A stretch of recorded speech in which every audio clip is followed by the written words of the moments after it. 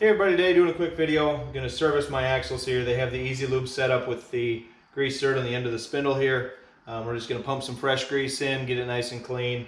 I like to do this a couple times a year, going on a long trip here in about a week. So just getting these all nice and ready. First thing we're doing is take off this dust cap. Let me slide you around so you can see that a little better.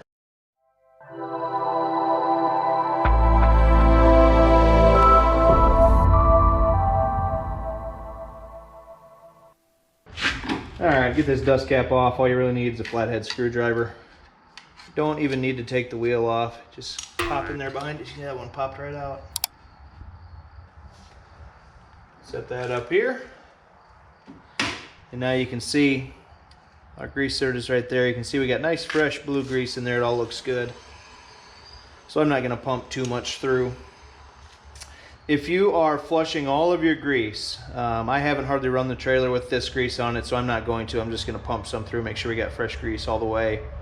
But if you're trying to flush everything through, what you can do here is take like a Dixie cup or a red Solo cup or some kind of disposable cup like that, cut the bottom out and slide it in here around your dust cap and inside of, not every trailer will have these beat up old covers on them, but slide it around your dust cap, stick your grease gun through and grease this, and it'll push all that old grease out into the cup.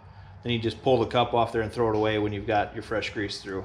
Since I have fresh grease, I'm not going to pump that much in. All we're going to do, take your grease gun here. The key here is not any certain type of grease. Just make sure you're using a grease that's compatible with what you've got in there. Most marine greases are lithium complex or calcium sulfonate.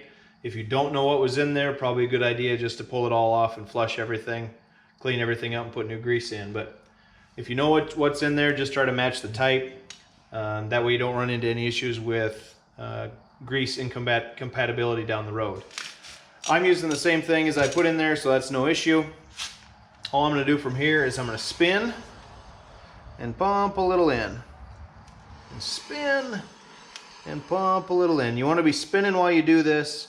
That helps keep from developing too much pressure in one spot on where the grease is coming in behind that rear bearing, and you could pop a seal out or somewhere if you got a spot where grease is not coming through for whatever reason, gets stuck back there and blows out the rear seal. So just keep spinning and pumping. This is actually, I don't need to do this much. I can see it moving, but I'm going to keep doing this here until you can see it start to come out. You can hear this is a brake axle, so it's a little harder to spin. If you're on a non-braking axle, you can kind of just push this and pump a few times.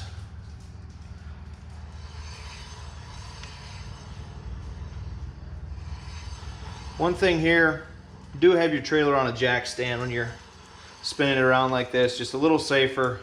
You're reaching in here doing stuff, you know, if this trailer would fall off, good chance you're going to get a finger pinched, toe pinched, something like that or worse. So use a jack stand. I know I don't always do it either, but just a good practice. And you can get jack stands for real cheap. I'll link mine down below. Got them off Amazon for next to nothing, and they're pretty good little jack stands for this. There you can see the grease starts coming out now. So we've got plenty of grease pushed through there. That's all I'm going to do. You can see that's filled that grease has pushed through and is now filling up this cavity out here. Like I say, if you've got older grease in there, flush this all the way out. For mine, I'm just kind of making sure everything's nice and full in there. Now the last step, all I'm going to do is I want to clean some of this excess out. So I'll just take that same screwdriver I used to pop the cap off. Get your excess grease out of there. I've got a towel over here.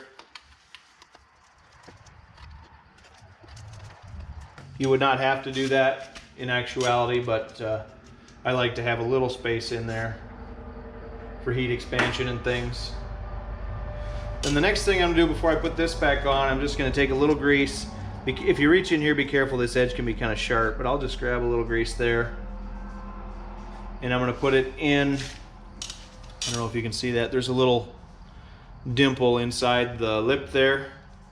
I'm just going to fill that with grease. I've noticed ever since I started doing this that I don't find water in this front area quite as often. So I think it helps to seal it up. Then we'll push it back on there. These can be kind of a pain in the butt. And you got grease all over your fingers, but there we go. Push it in. And now the very last thing we're going to do is just clean all that excess grease off of our fingers and of this. And there you go. Simple as that. We're ready to go. We're going to head down the road with this now and shouldn't have any issues. We got nice fresh grease in there, so should be ready to roll.